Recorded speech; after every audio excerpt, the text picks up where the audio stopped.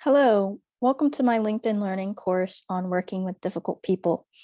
I know that I have a very small audience of one today, but that's quite all right. I found that recording it this way makes it easier than putting it in the notes for me regarding typing. So let's go ahead and jump into this. The presenter for this course is Chris Croft, He is a former lecturer at a university in the UK, and he offers leadership and project management courses to people all over the world through his company. The foundations of this course dealt with learning how to identify difficult people and behaviors, as well as tips and strategies for dealing with difficult people.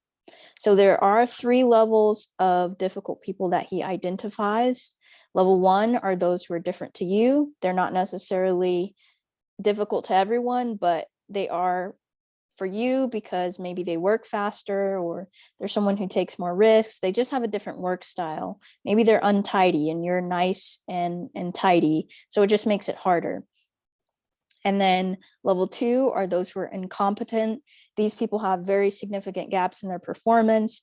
Maybe they're very disorganized, or poor communicators, or simply low on empathy. But the point is serious gaps in performance for level 2. And then level 3 is toxic. These are very bad people. I mean, they drain you and others with their bad behavior. Some examples of difficult behaviors include being aggressive. Aggressiveness is a fight or flight response. So they may be interrupting, they may be patronizing, maybe they ignore or they stereotype others. Passive aggressive behavior is not so obvious, but examples include talking behind someone's back, holding grudges, and retaliating rather than directly confronting the offender. And that allows the problem to grow and only exacerbate. So what he wants us to recognize in this course is that people engage in difficult behaviors because they think that it will help them to get what they want. But what about what you want? And you need to be able to enter a situation and be able to not always try to accommodate other people's needs, but think about what is it that you need from the situation as well. So at the end of the day, you have 2 options. Option 1, you can change you, or you can change them. If you change you, you're altering how you respond to their difficult behavior.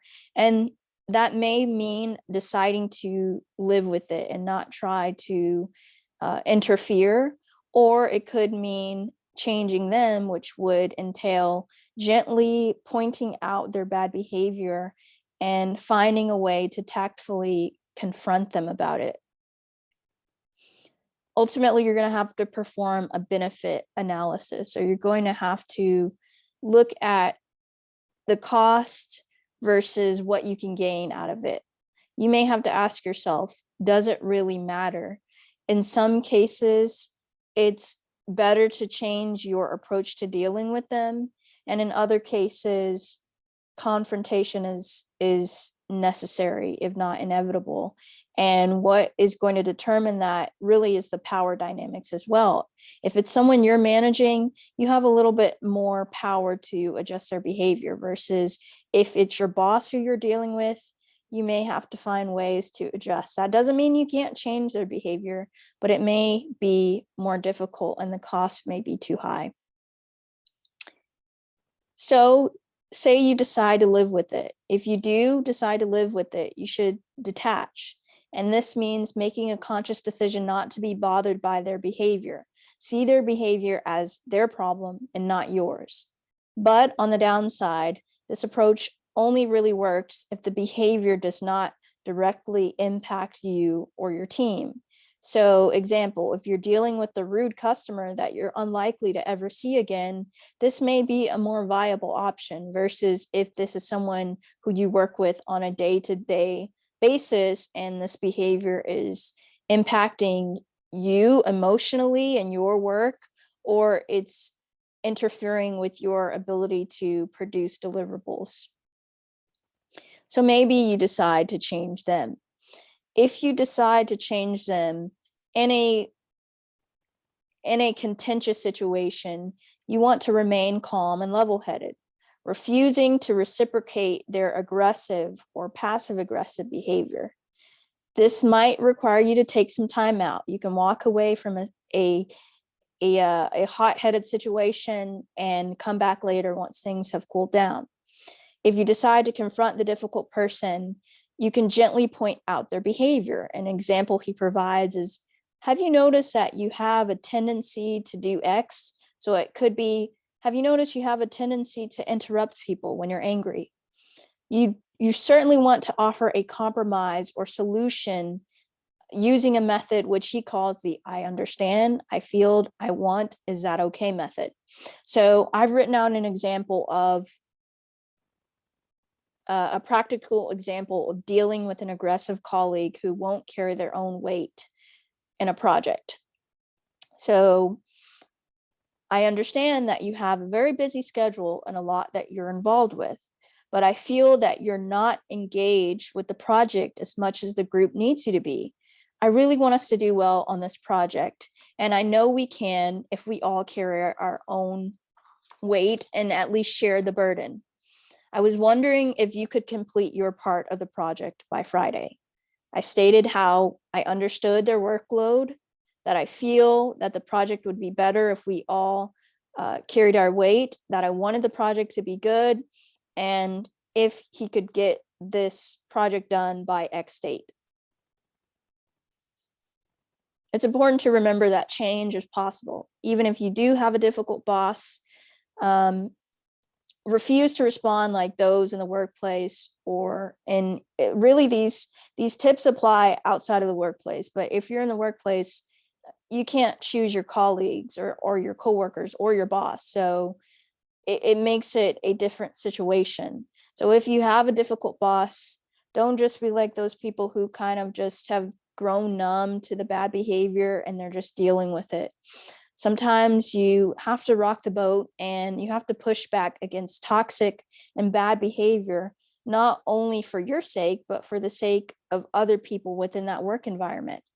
If you've tried to change a difficult boss or a different colleague to no avail, and it's really taking its toll on you and your ability to perform your work to the best of your ability, hey, it might be time to start working on your resume and putting yourself back out there.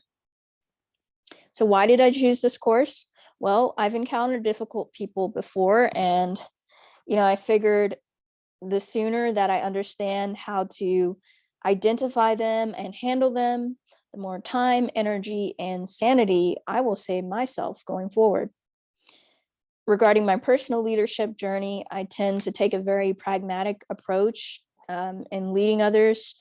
If there's a problem, I want it to be quickly resolved, as little drama or no drama, keep as many people as happy as possible. However, this is not always a realistic strategy of trying to accommodate other people's wants and needs, because I have my own wants and my own needs. There's nothing wrong with a healthy confrontation from time to time if the situation requires that.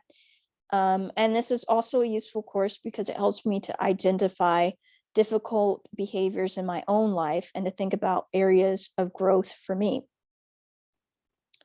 Relation to my desired field, well, along my professional journey, I'm inevitably going to encounter a difficult client, colleague, or boss.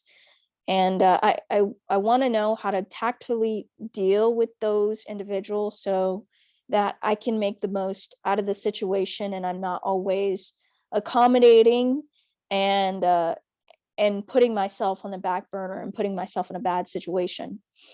It's also important to note that most private firms, so like private law firms, workplaces, they have a hierarchical structure. So there is a hierarchy, there is a method of approaching these things. So that would affect my strategy of potentially confronting like a boss. I would need to know how to do that in the most professional way. Applicable learning outcomes. One is certainly team and independent decision making, because if you have a difficult person on your team, you really have to evaluate and that goes back to that cost benefit analysis I was referring to. You have to determine whether to change them or to change you. In every situation, it may vary. Adaptability and resilience. Maybe you failed at confronting that person before in the past. I'm going to try to make myself a little bit smaller here so you can see. Maybe you failed at confronting that person in the past, and I certainly have tried to confront people, and it just didn't go the way I wanted it to. And you walk away feeling a little discouraged, but you know what? It's okay. Change is still possible. Just be willing to push back and stand up for yourself and others, and don't always run away from confrontation. Finally, creative courage. You have to be solution oriented when dealing with difficult people. And it also requires you to develop clever ways of gently bringing their bad behavior to their attention. Some people just don't know what habits that they have that create difficulties for others. Some people know and they don't know how to change. And then there are those who just don't want to change. And if they don't want to change and they know it's not good, they may very well be toxic. So overall, I would give this course a 5. This was a really great course. I recommend it to any student, any professional, any field, because again, difficult people are everywhere. And he also says in the course, hey, you have to ask yourself, am I that difficult person? Very well could be in some cases. I really liked that there were many video examples. So they had actors kind of acting out the strategies and giving real life examples so we could see what these interactions look like. So my only critique is that his point about incompetent people, he almost makes it sound like they don't mean to be incompetent, or like their incompetency is beyond their control, which, I understand that we all have our gaps and nobody's perfect, but the way he presents it as though if you have somebody who's incompetent that you're dealing with, then it's up to you to find ways to fill in the gaps and to work around their gaps in performance. I think that just depends on whether you're in a leadership role or if you are in the role of maybe you're dealing with an incompetent boss, for example. Needless to say, I don't think that they should always get a pass. I think just as dealing with an aggressive person or passive aggressive, you have to find a tactful approach of dealing with an incompetent person, because if you don't, it leads to nepotism and it only makes workplace politics worse, because at the end of the day, it's like that person is just around because they're a friend of a friend. And if management were to change at the organization, they would be the first to go because they don't really do their job. And I don't think it's fair for other people to have to pick up their slack because they don't know how to do their job.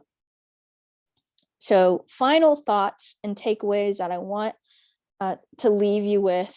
Number one, or really to leave myself with. Number one, refuse to let other people's bad behavior dominate your life and drain you of your energy. You just have to make a decision at some point to not let what they do affect you. And if it's become to the point, it's gotten so bad where it's affecting you and your emotional and even physical well-being, at that point, something has to be done. And that's a decision to be made. Secondly, you have to demand respect from others and teach them how to treat you. We would like to believe that everyone treats others with respect, but sometimes that doesn't happen. And when that doesn't happen, you have to be willing to stand up for yourself and refuse to be disrespected or to have your boundaries crossed. And the third point, and finally, knowing that you have what it takes, or that I have what it takes to confront a difficult person, and not seeing it as something like, oh man, I could never do that. Well, not only can I do it, but I will do it if it comes down to it. And I really like this little graphic up here in the right-hand corner, because it just shows, some situations there's an elephant in the room that can't be ignored, and that you have to have the courage to say something about. I really like this quote that Chris Croft said in the course, and this is what I'll say before I wrap up. He says it's quite difficult to change a person, but it's not so hard to change the way they behave around you. So it's not necessarily about changing everything about that person, but it is changing how they treat you and how they behave around you. And I think that is a a great thought and a great mantra to consider. And yeah, so that's all I have for you. And I hope that you've enjoyed this short presentation. Thank you.